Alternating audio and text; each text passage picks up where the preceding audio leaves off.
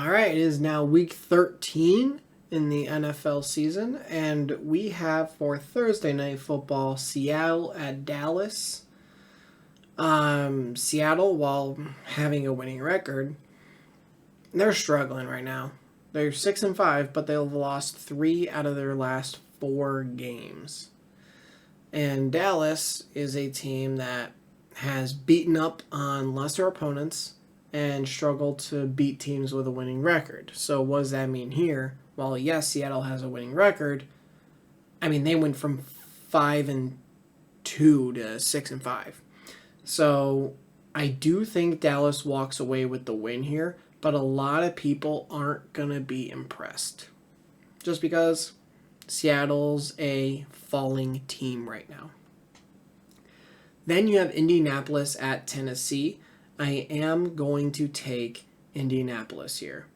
Jonathan Taylor, he is now out with a thumb injury, so Zach Moss will be the main running back for the next couple of weeks. Not for the rest of the season, I don't think, unless the Colts just want to throw Jonathan Taylor on IR and say, no mas. You're done for the year. Get healthy. See you next year. Which is possible. He does have a long-term contract. So if they decide to do that and, save him for the long haul, they can. But we'll see what happens. But I do think that they'll be able to beat Tennessee. Los Angeles Chargers at New England. I am going to take the Chargers in this one. New England, they're not a good team. They're not. It's a wonder that they were able to beat Buffalo. Had they not beaten Buffalo, they would have the number 1 seed in the entire NFL. So, if you're a Bills fan or a Miami fan or probably even a Jets fan, you want New England to start winning games because they're going to end up having a top 3 pick. Let's say top 3, I think, is safe. That means they're going to get a Caleb Williams. They're going to get a Drake May. They're going to get J.J. McCarthy if they take him. They're going to get a Jaden Daniels. They're going to get a Michael Penix Jr. There are a lot of quarterbacks that are going to go in, the top 10 to 15. And I would not be surprised if New England takes one of them. Now, if they're 1 or 2, because I know Carolina's 1 right now, Chicago has it.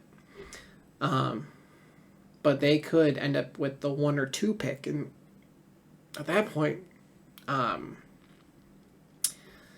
they will have Drake May or Caleb Williams. Detroit at New Orleans. I'm taking Detroit in this game. They are going to be pissed off about losing to the Packers on Thanksgiving. Plus, now they've had a little bit more rest. And yes, the Saints are, they had their bye week just 2 weeks ago.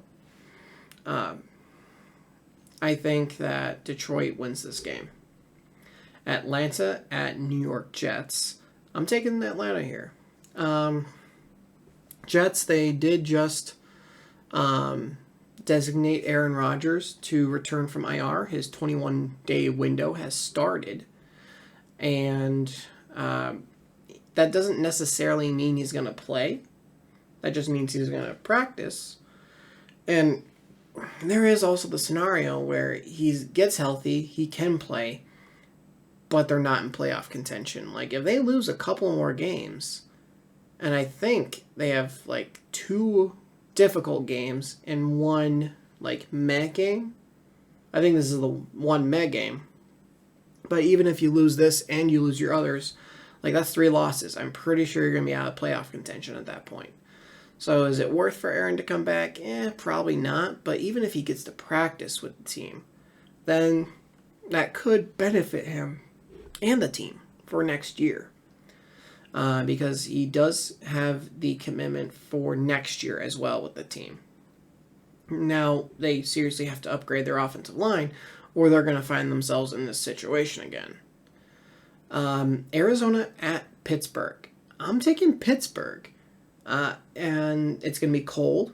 Arizona being a warm weather team and being a West Coast team. They're, getting the short end of the stick on both of them. They're going to the other side of the country, and they're going somewhere cold. Now, a guy like James Conner, who grew up in a place cold and played at Pitt, he's not going to have any issues. Though I said before the Steelers game versus Cincinnati, Pittsburgh had the opportunity to do something hilarious the first game without Matt Canada. I said, get 400 yards, outgain the opponent, score 30 points, and for Kenny to throw multiple touchdown passes. Well, two of those happened. They got 400 yards, and they outgained their opponent by almost 200 yards. So,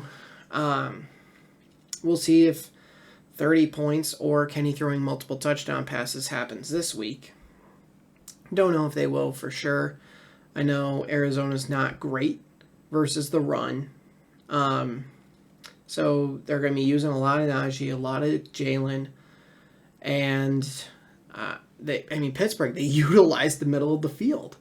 They finally did it. Now, granted, Pat Freiermuth came back, so that might be part of it. But, the first play, literally the first play for the Steelers, was a throw down the middle. And it was beautiful to see.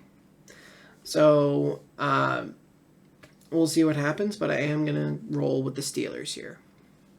Miami at Washington. I'm taking Miami. They're a good team. They're kind of like Dallas, where they beat up on lesser opponents, and we'll see what happens against teams with winning records. So I'm taking Miami. Denver at Houston. This one's interesting. Denver has won 5 games in a row. They have gone from 1-5 to 6-5. And, whatever luck you want to, say, or, just by some crazy chance, but, whether it's 12 guys on the field for Buffalo, allowing the guy to re-kick it,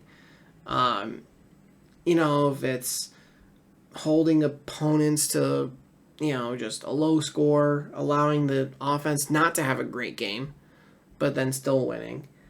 Pittsburgh's great at that. Whatever it is, or whether you got to make a comeback, whatever. But then you got Houston, who, this is hilarious because I don't write down my picks.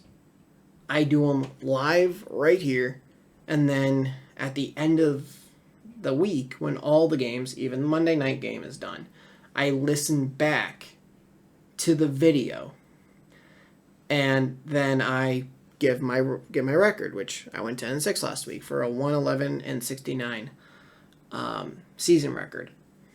And I said when Houston played Jacksonville, I picked Houston because I thought that C.J. Stroud would lead them down the field for either a game-winning touchdown or a game-winning field goal. Well, Matt Amendola, if it was from 57 yards and not 58, I would have been right. Because he hit the crossbar on a 58-yard field goal. So either, if he had just a little bit more leg, or a little more hit to the ball, he would have made it in. Or if it was 57, he would, on that exact kick, he would have made it in. So, I was that close to being right. So I am going to take Houston to win this game. They are going to snap Denver's streak.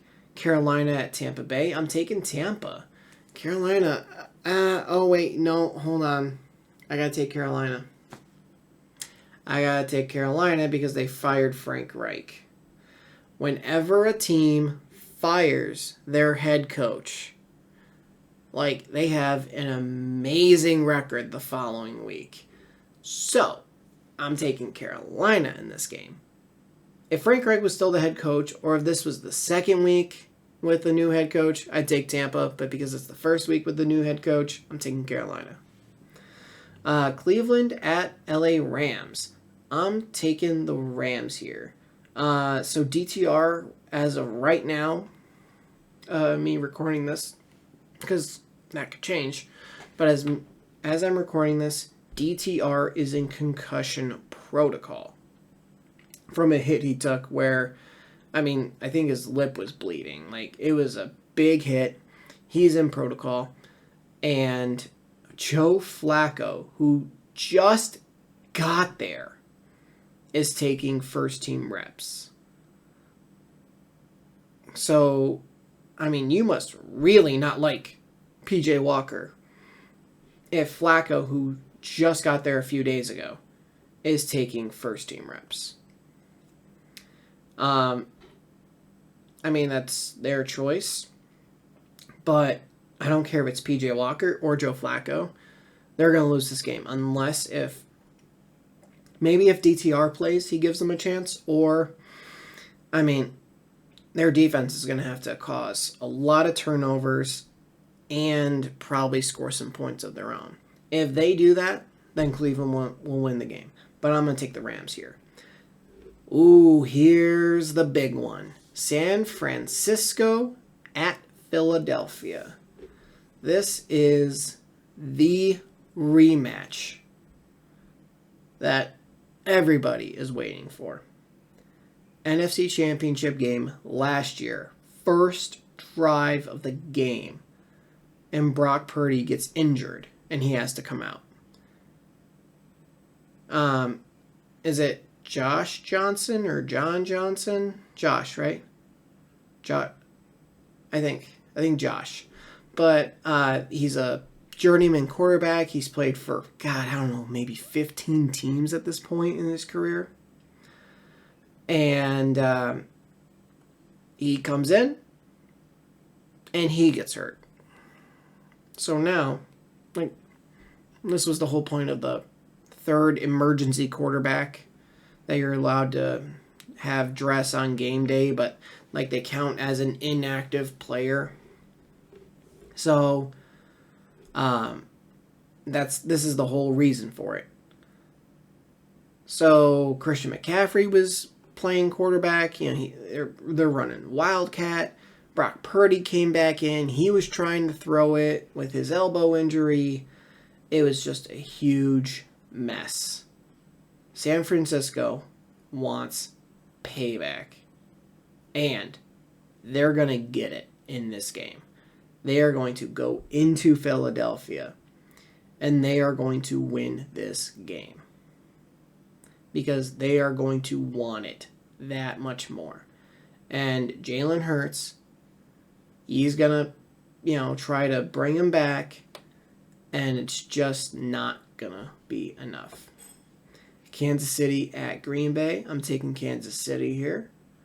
Jordan Love, I feel like he'll throw him 1 or 2 picks in this game, and that's why they're going to win. Then Monday Night Football, we have Cincinnati at Jacksonville. I'm taking Jacksonville in this game. It sucks for Cincinnati losing their quarterback. They had a promising offseason where it's like, okay, we signed another offensive lineman to help block for Burrow. Okay, Burrow has his calf injury, and he's not going to take part in training camp, just like he didn't the year before. And, okay, Burrow's back, and he's playing injured. Okay, now Burrow's healthy, and he's playing well, and now he's gone. It was so much promise before everything got derailed. Where it's, okay, you drafted defensive guys.